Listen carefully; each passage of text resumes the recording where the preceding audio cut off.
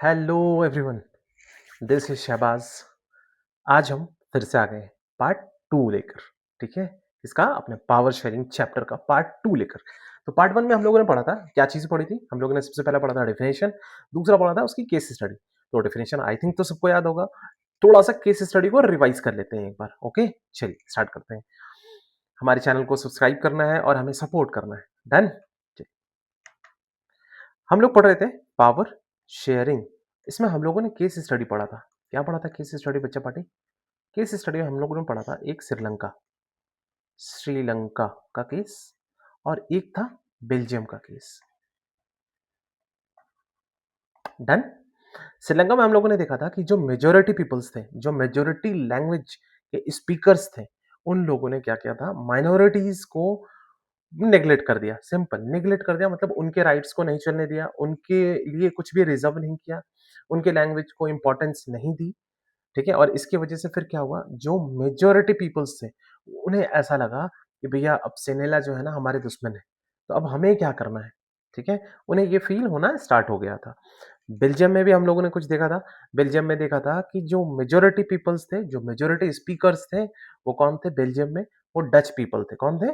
Dutch people. और जो Dutch people थे, और माइनॉरिटीज में कौन थे? माइनॉरिटीज में फ्रेंच पीपल थे। डन। यहाँ पे ये सारी चीजें थी। और आगे क्या थी, आइए उसे हम आराम से समझते हैं। श्रीलंका में दो पॉपुलेशन थी। मेजोरिटी में कौन थी? मेजोरिटी में थे सिनेला स्पीकर्स। सिनेला स्पीकर्स। डन। और माइनॉरिटीज में कौन थी? माइनॉरिटीज में थी तमिल स्पीकर्स। कौन? तमिल स्पीकर्स। ठीक है, अब यहाँ पे क्या हुआ, जितनी भी जॉब्स थी वो रिजर्व कर दिए गए सिनेला स्पीकर्स के लिए। लैंग्वेज, ऑफिशियल लैंग्वेज क्या बनाई गई? सिनेला स्पीकर्स की ऑफिशियल लैंग्वेज बनाई गई। ठीक है, कॉलेजेस में अगर एडमिशन भी लेना है तो उसके लिए रिजर्वेशन किसके लिए है सबसे पहले? तो सिनेला स्पीकर्स के लिए। और कहाँ गए फिर तमिल, कहाँ गए? तो क्या ये पावर शेयर हो रहा था यहाँ पे? नहीं। हम कह सकते हैं भाई साहब यहाँ पे पावर शेयर अभी तक नहीं हुआ था। आते हैं हम बेल्जियम के केस में। बेल्जियम के केस में क्या हुआ था? बेल्जियम में दो चीजें थी। ठीक है, इसके अंदर दो चीजें थी। एक तो बेल्जियम का केस और उसके बाद ब्राजील का केस। पूछेंगे कि ब्राजील किसे कहते हैं तो याद रखेंगे बेल्जियम का कैपिटल है ब्राजील। डन। अब देखते हैं बेल्जियम में क्या चीजें थी। मेजोरिटी स्पीकर्स यहाँ पे कौन थे? मेजोरिटी में कौन थे? तो डच स्पीकर। कौन? डच स्पीकर जो थे वो मेजोरिटी में थे। डन। चलिए, माइनॉरिटीज में कौन थे? तो माइनॉरिटीज में यहाँ थे फ्रेंच स्पीकर। ठीक है, बहुत बढ़िया। तो यहाँ पे क्या क्लैशेस थे? यहाँ पे क्या रिजर्वेशन हुआ था कुछ या फिर नहीं? नहीं, अभी तक ऐसा कुछ नहीं था। यहाँ पे ये था कि जो माइनॉरिटीज थे फ्रेंच वाले, ठीक है, उनके पास वो काफी रिच थे, वेल्थ थी उनके पास। ठीक है, प्रॉपर्टीज उनके पास थी। तो मेजोरिटी वालों डच स्पीकर्स को लग रहा था कि ये हमारे वेल्थ का यूज कर रहे हैं। ठीक है, हालांकि पॉपुलेशन हमारी ज्यादा है मगर हम गरीब हैं। क्लियर है? चलो, एग्जैक्टली वैसा ही अपोजिट केस ब्राजील में था। ब्राजील में मेजोरिटी में कौन थे? ब्राजील में मेजोरिटी में फ्रेंच थे। ठीक है, और माइनॉरिटीज में कौन थे? यहाँ पे माइनॉरिटीज में आ गए थे डच। कौन आ गए थे? डच। तो देख लिया जाए अगर आसानी से, श्रीलंका का केस तो आप लोग को समझ में आ गया। बेल्जियम के केस को आराम से समझते हैं, रिवीजन कर रहे हैं हम। ठीक है, तो जो पूरे कंट्री का हाल था, कंट्री में जो मेजोरिटी में थे वो कैपिटल में कहाँ आ गए? माइनॉरिटीज में। ठीक है, तो यहाँ पे क्लैशेस हुई थी। डच वालों ने फ्रेंच वालों को परेशान किया, पीटा। ठीक है, और वही काम उल्टा कहाँ पे? ब्राजील में फ्रेंच वालों ने डच वालों के साथ किया। ठीक है, तो अब यहाँ पे चीजें क्लैशेस हो रही थे, हम लोगों ने यहाँ तक कवर कर लिया था। डन। चलिए, आगे की स्लाइड से समझते हैं आगे की कहानी को। अब सबसे पहली चीज है, श्रीलंका के लिए एक वर्ड यूज किया गया बड़ा प्यारा सा, देखिए यहाँ पे, मेजोरिटेरियनिज्म। क्या है ये? जस्ट अ सेकंड, मैं कलर चेंज करता हूँ पहले, तब जाके आएगा नजर। ठीक है, क्या नाम रखा गया? मेजोरिटेरियनिज्म। ये टर्म यूज किया गया किसके लिए भाई? श्रीलंका के लिए। अब ये क्यों यूज किया गया है अभी हम सबसे पहले इसे समझेंगे, मगर उससे पहले थोड़ी सी चीजें समझते हैं। इंडिपेंडेंट श्रीलंका 1948। डोमिनेंस किसका था? तो सिनेला स्पीकर्स। और सिनेला स्पीकर्स ने ऑफिशियल लैंग्वेज कह दी थी, किसे है? सिन्हेला को। ठीक है, सिनेला लैंग्वेज जो है वो ऑफिशियल लैंग्वेज है। कब भाई साहब? तो 1956 में। डन। और क्या-क्या फ़ेवर कर रही थी ये गवर्नमेंट, सिनेला स्पीकर्स जो थे, तो वो क्या-क्या फ़ेवर कर रही थी? अब देखते हैं, जॉब्स में रिज़र्वेशन किसे मिलेगा भाई?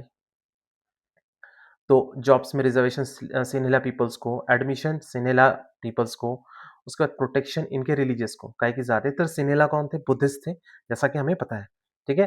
तो ऐसा नहीं लग रहा है कि पावर अगर एक गवर्नमेंट के पास है, तो सिर्फ़ वो अपने बारे में सोच रही है, अपने पॉपुलेशन के बारे में सोच रही है? लग रहा है ना हल्का-हल्का? चलिए, आगे देखते हैं। एक वर्ड आया है बड़ा अच्छा-सा, Tamil feeling of alienation. Tamil अपने आप को अलग फ़ील करने लगे, ठीक है? क्या समझ में आने लगा कि भैया हम सिनेला के साथ नहीं हैं, हम क्या हैं, हम अलग हैं। क्यों? क्योंकि हमारी पहचान डूब गई। क्यों डूब गई? ना हमारे पास लैंग्वेज है, ना हमारी लैंग्वेज का रिकॉग्नाइज़ेशन है, ना हमको जॉब मिल रही है, तो हम फिर क्या करें? हालाँकि बात तो बहुत बड़ी थी। आइए देखते हैं तमिल्स क्या करते हैं, ठीक है? अब आते हैं इसके ऊपर की पॉइंट्स। तो तमिल्स क्या करती हैं? तमिल्स पार्टी फ़ॉर्म करते हैं, ठीक है? तमिल्स क्या करते हैं? पार्टी फ़ॉर्म करती हैं और स्टार्ट करते हैं ये स्ट्रगल। क्या स्टार्ट करते हैं? स्ट्रगल, ठीक है? अब किसके लिए? तो जॉब्स के लिए और एडमिशन्स के लिए, ठीक है? लैंग्वेजेस रिकॉग्नाइज़ेशन के लिए और डिस्क्रिमिनेशन जो उनके साथ हो रहे थे, इनके राइट्स के साथ जो हो रहे थे। कि हमें भी हमारे राइट्स मिलने चाहिए। हम अगर इस कंट्री के पीपल हैं तो, ठीक है? अब ये चीज़ें चलती है 1980s तक और 1980s में कंप्लीटली, ठीक है? इन लोगों ने एक आवाज़ उठाई कि अब हमसे भैया अब हमसे नहीं हो रहा है, ठीक है? अब हमसे नहीं होगा। वो कहते हैं ना कि बाबू अब तुमसे नहीं होगा, वही चीज़ है। सिनेरा वालों को इन्होंने कहा कि भैया अब तुमसे नहीं होगा, हमें हमारा स्टेट दे दो।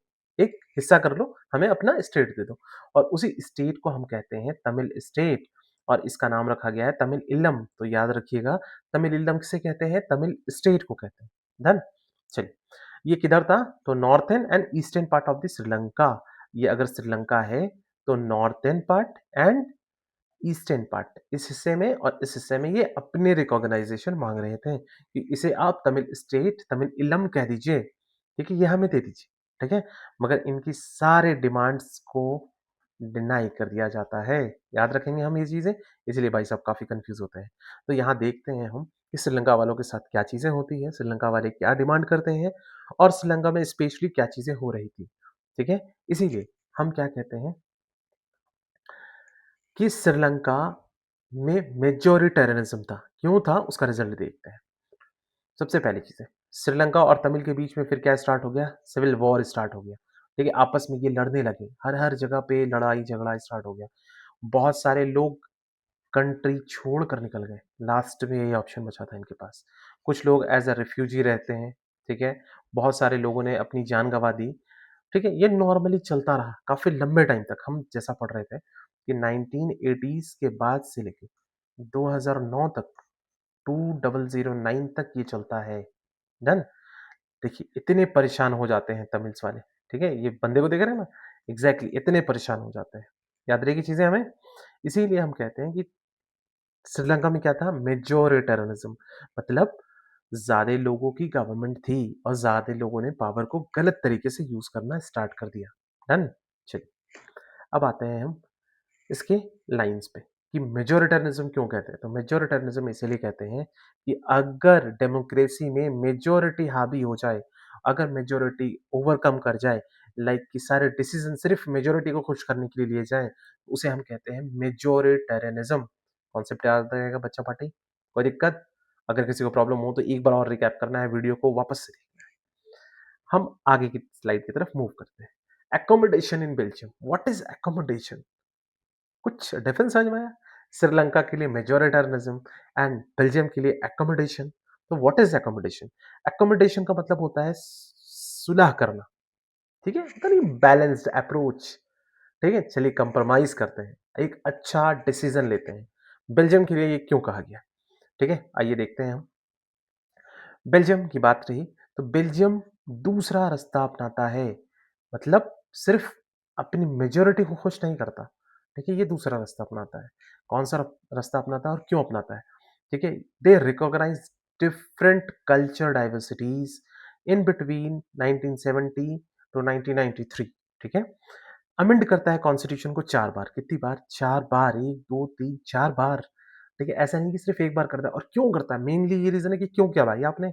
आपने इसलिए किया क्योंकि हम एक साथ रह सकें। कौन लोग? याद रखेंगे? कौन लोग? तो डच पीपल, फ्रेंच पीपल और जर्मन पीपल्स और कोई अगर हो तो वो भी, ठीक है? जितने लोग हैं, अगर बेल्जियम में हैं तो हम सब एक साथ रहेंगे। डन? ये चीज़ें थी। की पॉइंट्स देखते हैं इनके भी। इनके की पॉइंट्स में क्या था कि कॉन्स्टिट्यूशन ने प्रिस्क्राइब किया। क्या प्रिस्क्राइब किया? ये इम्पोर्टेंट है, ये इसे याद रखेंगे। कॉन्स्टिट्यूशन ने प्रिस्क्राइब किया कि डच और फ्रेंच के मिनिस्टर्स इक्वल होंगे सेंट्रल गवर्नमेंट के अंदर। अब किसी का क्लैशेस नहीं होगा कि हम मेजॉरिटी में और हम माइनॉरिटीज़ में। मिनिस्टर सबके बराबर होंगे सेंट्रल गवर्नमेंट पे। डन? आइए दूसरी तरफ देखते हैं। स्पेशल लॉज रिक्वायर, ठीक है? अगर मेजॉरिटी का कोई भी डिसीजन लेना है और कोई भी स्पेशल लॉ बनाने हैं, तो मेजॉरिटी में दोनों गवर्नमेंट के डिसीजन चाहिए। मेजॉरिटी में दोनों गवर्नमेंट, ठीक है? जितने भी ग्रुप्स होंगे उन सबके डिसीजंस आने चाहिए। ऐसा नहीं कि किसी एक गवर्नमेंट का डिसीजन पे काम हो जाएगा, नहीं। अगर मान लेते हैं एग्जाम्पल के तौर पे, ठीक है, कि मान लेते हैं कि एक डिसीजन लेना है, ठीक है, तो इसमें सबका डिसीजन आना चाहिए, ठीक है, किसी एक का डिसीजन नहीं, किसी एक का डिसीजन पे काम नहीं होगा। लाइक कि ऐसा नहीं कि मेजोरिटी का कॉन्सेप्ट है, लाइक सिनेला जो बोलेंगे उस हिसाब से काम कर दिया जाएगा, नहीं।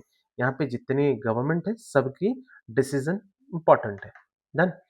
नो सिंगल, अच्छा, इसे आप सही कर लेंगे, ठीक है? कॉन्टिन्यूएशन में ये क्या है? पहला पॉइंट नहीं है, ये दूसरा पॉइंट है। डन? अब यहाँ पे ये क्या है? ये तीसरा पॉइंट है, ठीक है? इसे कैरी कर लेंगे आप। Third, fourth, fifth and sixth. तो no single community can make decision unilateral. कोई भी एक कम्युनिटी एक तरीके से, अपने तरीके से या एक तरफा डिसीजन नहीं लेगी। पक्का? ठीक है। थर्ड वन, पावर शेयर किया जाएगा सेंट्रल और स्टेट के बीच में, मगर the government and not subordinate government, ठीक है? सेंटर गवर्नमेंट और सबऑर्डिनेट गवर्नमेंट बॉन्डेड नहीं होंगी, ध्यान रखें, ठीक है? ये लोग अपने-अपने हिसाब से काम करेंगे। ऐसा नहीं कि पावर दे देते हैं, लाइक किसे समझते हैं कि पावर दिया गया किसे? सेंटर में, स्टेट में, ठीक है? सेंटर को भी दे दिया गया और स्टेट को भी दे दिया गया और मानते हैं लोकल गवर्नमेंट है, ठीक है? तो ऐसा नहीं है कि और जो गवर्नमेंट है उसको भी पावर दिया गया है, तो सब अपना-अपना काम करेंगे। मगर ये काम नहीं होगा कि सेंटर बोलेगी, भैया हम प्रिवेल करेंगे।